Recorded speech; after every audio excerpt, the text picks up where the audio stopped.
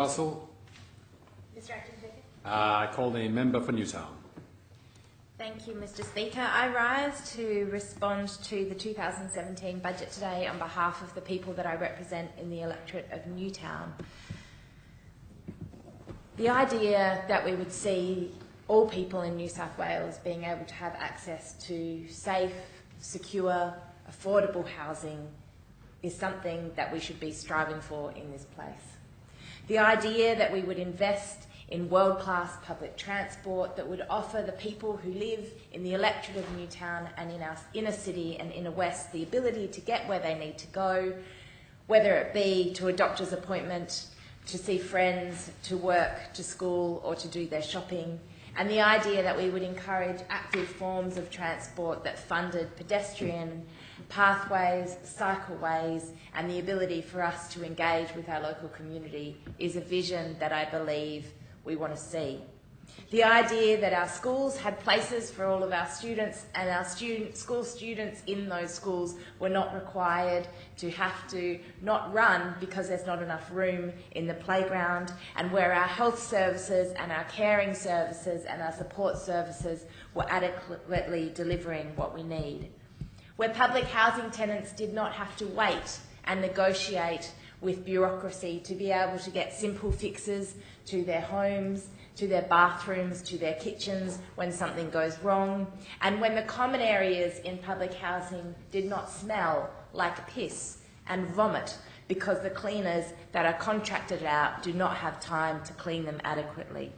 Where our communities and our city thrives because we invest in the arts and creative industries.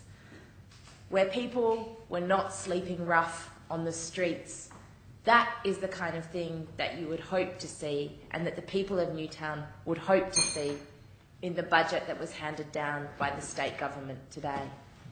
But no, because this neoliberal government that we have in New South Wales is interested in holding up a $4.5 billion surplus without acknowledging the fact that there are about 28,000 people still sleeping rough in this state of New South Wales, and that there are 60,000 approved applicants on the public housing waiting list that do not have a place to call home because of the fact that we have underinvested in public housing.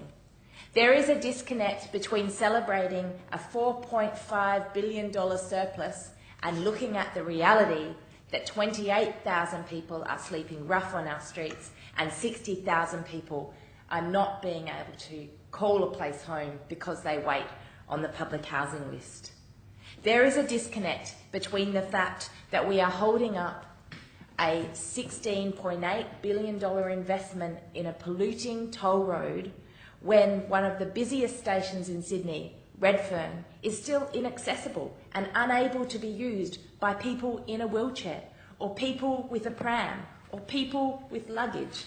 It is madness that in this current climate that we see such a touting of prosperity when it comes to investing in local projects, that Redfern station still only has one lift, and that there are stations across the Sydney network that have no disability access whatsoever. So people struggle with prams, they can't get where they need to go, and they are continually faced with challenges as a result of this state government's failure to invest in basic infrastructure like lifts at our stations.